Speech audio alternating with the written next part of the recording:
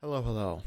My name is Dennis, and welcome to the Cat Golf Show. Now, if you are like me and you hardly keep up to date with current happenings, uh, in current celebrity news events and such, then you may not have heard that Brian Wilson, co-founder of the Beach Boys, has passed away at 82 years old. Now, I don't usually talk about celebrity stuff on this channel, but I did want to talk about it today, and I actually wanted to do something special today, as this is a Cat Golf special. I wanted to, since Brian's passing, go through the Beach Boys' discography and discuss each one of their albums. Not super in depth, but I wanted to go over some of my favorite tracks, some of the highlights, how I feel it contributed to the Beach Boys canon. Now, I want to start off with a warning, a disclaimer at the top of the episode here. This is my channel. This is my review. It's very subjective. Obviously, I'm not claiming to be very well versed in musical composition or anything like that.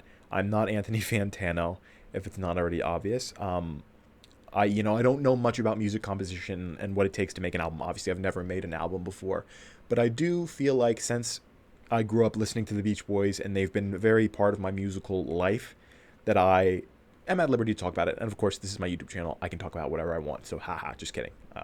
Just kidding. But yeah, I do want to talk about it. So, what I've done here is I've split up the albums into three distinct sections. So, the Beach Boys discography spans 3 decades, roughly. More than that, actually, to be honest. They started releasing music in the 1960s, and that section from 1960 to essentially 1970, or to 1969 rather, that is their early years. So all the albums that fall within that, those are going to get a video. Their middle years, which falls from 1970 to 1979, that's going to get a video, which is this one. And then their later discography, which is from about 1980 to 2012, I believe, is when they released their last album, is going to get a video as well. There are more albums in the early section than there are in the middle and in the late. The late has the fewest albums. I believe there's only 5 or 6. The middle has, I want to say there's 8 or 9, and then the early, I want to say, probably has maybe 10 or 12. I'm not 100% sure. I didn't count. I know they have 29 albums, and it's not necessarily evenly dispersed across those years, but they were very prolific artists. They released a lot of music. And a lot of their music is very interesting. A lot of the albums range wildly in quality. Like, you'll get one banger song, and then you'll get a very interesting and strange song, which is similar, I think, to how Paul McCartney went about writing songs of the Beatles. I don't know. Okay. Enough yapping for now. So as I said, this episode is going to be focused on the middle album years, since those, I believe, are the albums that I'm most familiar with, but not even. I'm familiar with a few of their albums from across the different time spans across the different years of their discography. So, but I figured I'd start with the middle albums just because I am a very big fan of the first album that we're going to talk about. And if you see me looking down here, I've written down some notes here in my little. Let me see if it's quite difficult to do this with one hand, but I've written down some notes in my little journal here. Oops, I just hit the mic. That might have made a really loud noise. I apologize for that. But I've written down some notes. As you can see, my chicken scratch handwriting. I've written down some notes here on the songs that I liked on the album and a number ranking. So, without further ado, let's get into it. So, the first album of the middle album cycle of the Beach Boys is Sunflower. Now, this is an album that is very near and dear to my heart. I greatly enjoy this album, and this is an album that I didn't listen to in its entirety until somewhat recently, last summer. I don't remember how exactly I got put on to Sunflower, but I was like, I like Deirdre. I knew Deirdre, the song, from Earthbound. Of course, they sampled it famously in Earthbound, and I believe Toby Fox also sampled it in Undertale. But yeah, I knew Deirdre, and I really liked that song. So I was like, let me listen to Sunflower in my adulthood, because I'd only heard a few of these songs when I was like a teenager. And Sunflower is a solid album for me. And I'm not sure if I should start with the ranking first and then talk about it, but I guess I'll start with the ranking first. So Sunflower, to me, 1970, 8 out of 10. Really good album. I think the songwriting is pretty consistent throughout. There's no weird, wacky songs as far as I remember off the top of my head. I don't think there's any weird or out of place songs. I want to say there are some highlights, obviously. This Whole World, a fantastic song. Deirdre, as I said, is a really, really really good song. Tears in the Morning, fantastic song. And Our Sweet Love is a sort of bittersweet love song that makes me quite sad, but I do really, really love it.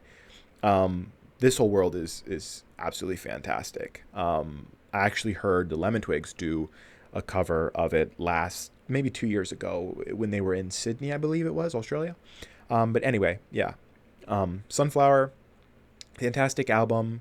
It shows a level of maturity in the Beach Boys songwriting that I really appreciate, and it's one that you don't necessarily find, and I'm not sure you find it much in the early album section, to be honest, besides in Pet Sounds, which we will talk about. And that I won't talk about. I won't mention it. I won't mention that one here just because this is for the middle albums. So okay, Sunflower, 8 out of 10. I really, really enjoy the instrumentation. I enjoy the composition of the album. I enjoy the album placement. I think it's pretty solid and pretty consistent throughout. There's no songs that when it comes on that I'm like, oh, what is this? I don't feel that way about this album. All right, next up, Surf's Up, 1971. This album, I believe, among the Beach Boys canon, among the fandom, is a widely respected album. But for me personally, I think it's one of their weaker ones in the middle years. So for me, this is a 6 out of 10, and that may be crazy to some people. If you know the Beach Boys, you know that you're a part of the community. You know that Surf's Up is a sort of revered album. I think that it's a little bit weird and that it feels inconsistent. So there's Take a Load Off Your Feet, I believe is the name of the song. I think it's like the second or third song. It's very strange. It feels quite out of place. Student Demonstration Time. I've never been really a big fan of that song. I think it's interesting. Mike Love sings on that. I don't know that this album feels like it was more political than their other stuff, to be honest. There's a song about like the life of a tree or whatever. Now, that isn't to say that there aren't highlights. Disney Girls is a fantastic song. I really, really like that song. And I actually listened to the orchestration. I think the Philharmonic Orchestra did like a composition, did an arrangement of that album with the Beach Boys vocals. And it was beautiful. That's how I found out about that song originally. Obviously, Till I Die and Surf's Up, both very hauntingly beautiful songs. And now if the album was more like that, I feel like I would like it more. But I feel like the tone switches up a little bit too much. Like it's very inconsistent tonally throughout. And there's also The Long and Promised Road. I forgot to mention that. I did add that when I listened to it again recently. That's another good song. But yeah, I think Till I Die is a highlight. It's definitely, you can tell that Brian was going through his mental turmoil when writing that song. The lyrics are quite pensive and reflective. And then there's Surf's Up, which is just a beautiful ballad. I actually became familiar with Surf's Up through the Smile album, the Smile Sessions album. I really like the version of Surf's Up that's on that album. All right, moving on to the next album here, Carl and the Passions, 1972. Now, this is an album that prior to doing this, setting out to do this special video series, I had never listened to. I think I was familiar with You Need a Mess of Help to Stand Alone, the first song on the album, possibly. I may have heard that. But the album itself, I had not listened to in its entirety. I think it's actually one of their shorter albums. I think it's only 9 or 8 songs, which is interesting. But this is another divisive album among the Beach Boys fandom. It is, I believe, based on the Wikipedia, it's like one of their worst albums, regarded as one of their worst albums, which is very interesting to me because I actually, quite frankly, love this album. So for me, it's a high 7 out of 10. Not quite the level of cohesion that was with Sunflower, but it definitely has some standout songs. They were definitely experimenting with a new sound as well. It's more rocky. It's more rock sounding, not rocky as in bad. Rock sounding, I mean, than their other stuff. Definitely more so than Surf's Up and Sunflower. Sunflower is more pastoral, I want to say. It's definitely it's more scenic. It's more for us. It's like the title suggests. It's more for like a summer day. But Carl and the Passions is definitely, it's got funk. It's got rock. It's got a little bit of psych even to me. It reminds me, the second song, Here She Come, almost. My friend listened to it. He said it sounded Grateful Dead. It reminded him of Grateful Dead a little bit. And to me, the guitar sounds a little bit Floydian, like Pink Floyd to me. But really, really good song. That's probably my favorite song on the record is Here She Come. Marcella is a fantastic song. Really, really gets stuck in your head. And then there's Hold On Dear Brother, which is sort of a folksy country sort of ballad, which I really, really enjoy as well. I was listening in the car when I was driving to the grocery store last night, and the third track is He Come Down or whatever. It's like about Jesus. And I was like, what the fuck is this doing in the middle of this album? That is one of those songs that is just, it comes out of left field. It's super goofy. You're like, what is this doing on this album? It's like a gospel song. It's got organ, and the Beach Boys used organ a lot in their music, and that sort of was a staple of their sound. And they are vaguely religious. Brian famously said that they were semi-religious. They didn't necessarily believe in like Jesus or Christianity, but they sort of believed that God was some inherent quality within every human. That's what taking LSD for years will do to you. But yeah, there's that song, and then there was another song that I don't even want to check right now. But there was a few songs on the album that just were left field, were just really, really weird. I think "Cuddle Up" is the last song on the album. I was not a fan of Brian's vocals in that. I think he sings on that song. He's almost, his voice is very gravelly and almost whiny, and it sounds out of tune. And I was not a fan of it. But the good songs are so good that elevates the album for me and makes it high. It brings it up to a high 7, higher than Surf's Up. I just enjoyed the album as a whole more than I enjoyed Surf's Up. All right, next we have Holland, 1973. Really bad album in my opinion. One of the weakest in the middle discography here. I have here wrote in spoken word bullshit. Yeah, that's because like toward the middle of the album, there's like a California saga, I believe is what they call it. It's a series of 3 tracks that's sort of Brian speaking over about California and different aspects of California and such. And it's interesting that you put that in the middle of a record, but I misspoke at this section. What I meant to say was that the latter half of the record is where the spoken word comes in. Now, in the final part of the California saga, the middle and final part, I believe, the Beaks, that's where Brian has a little bit of spoken word. But pretty much from Mount Vernon all the way until Radio Kingdom is where the heaviest section of spoken word comes in. And it follows the narrative of a kid who finds a magic radio and whatever. And it's just, that's how they close out the album pretty much. And it is disruptive, and it's the backing tracks, I guess they're okay, but it's like, it isn't really a song. It's more of like a child's poem or something, and it disrupts the flow of the record in my opinion, and it ends in a sour note for me. I admire the bravery that it takes, because a lot of artists today, I complain that they're not bold enough with their music. They'll make the same thing over and over again, and just like every album basically sounds the same. It doesn't really improve. It's not a better iteration of their sound. The Beach Boys, you got to give them credit. They really did some experimental and wacky shit with their sound. And while Holland does have a few highlights, such as Sail On Sailor, really good opening track. Traitor is a song that I knew from my childhood. Really, really good song. I love that. And then Leaving This Town is a 6-minute ballad about leaving. And I listen to that before I go on vacation, or before I leave a place, I will listen to that song. It's like become a ritual of mine. I love that song. And then Funky Pretty was another good track. Interesting. But I want to say Holland overall, the quality is just, it's such a mixed bag. It feels like there's very little cohesion between the songs. Like you have Sail On Sailor, which I believe comes first, and then you have a few songs that are just wildly different in quality, and then Traitor. I don't believe Traitor is the second or third song, but I could be wrong about that. Like I said, some of these albums I've heard for the first time in totality. So like Holland, this is the first time that I listened to the album through and through from start to finish, but I did know Traitor and Leaving This Town before I'd listened to the album in its entirety. But yeah, so yeah, I'm not 100% sure of all the track placings. The ones that I liked sort of tend to stick out on my mind. But anyway, yeah, 4 out of 10 for Holland. Really a weak offering from the Beach Boys. And I think it was well received by critics, if I'm not mistaken. I was very surprised by that. Okay, next one. 15 Big Ones, 1976. This is another very boring album from the Beach Boys. I rated it a 5 out of 10, and my note says generic, because it's just the most generic sounding Beach Boys record. It's really not doing anything too unique. There were 3 highlight tracks: Rock and Roll Music, which I know I was familiar with that from my childhood. The medley song, I thought that was interesting. I like the different sounds that they experimented with in that one. And then Susie Cincinnati is just sort of an upbeat, funky kind of sounding song, which I did enjoy as well.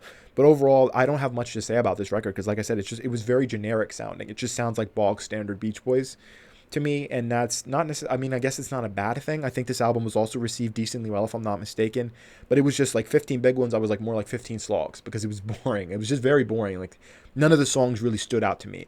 And sure, first listens, usually that a lot of the time that happens actually when I listen to music. The first go around, I'll be like, none of the songs really stand out. Usually there's one or two that really stand out, but I'll have to listen to it a couple more times to really get the feel for it. But this album it's boring to the point where I don't necessarily want to. Okay, 15 Big Woods, 5 out of 10. Next, we have Love You, 1977. From what I remember, this one was a quirky, good through line. That's what I wrote in my notes. There's Roller Skating Child. There's Mona, which is a good song. I knew that before. There's Good Time. Honkin' Down is a really good song. The Night Was So Young is another beautiful song. Yeah. Love You, from what I recall, 7 out of 10. Decent record. I want to say it's on par with Carl and the Passions, possibly. I mean, I did also rate that a 7 out of 10, but I did say it was a high 7 out of 10. Yeah, Love You, it was quirkier. The songs were definitely interesting. I think there was a lot of like childlike lyrics, and that sort of made critics wonder like what were they doing. But I feel like I definitely didn't do this record justice when I was talking about it, mostly because I had forgotten entirely about the song that they wrote about Johnny Carson for this record for some reason. Which I wasn't a big fan of that song. I mean, it's an interesting sort of melody and an interesting tune, but there's also the 59-second Ding Dang, which comes right after Honkin' Down the Highway, which it's there. It's like a little interlude, I guess. Keeping in line with the childish theme, there's also a song about the solar system, which is just okay. I didn't really talk about I'll Bet He's Nice, which is another song that I thought was decently well. I think it's about ostensibly a man finding his girlfriend or finding his ex dating a new person, and he's hoping that this new man is nice to her, which is an interesting song topic.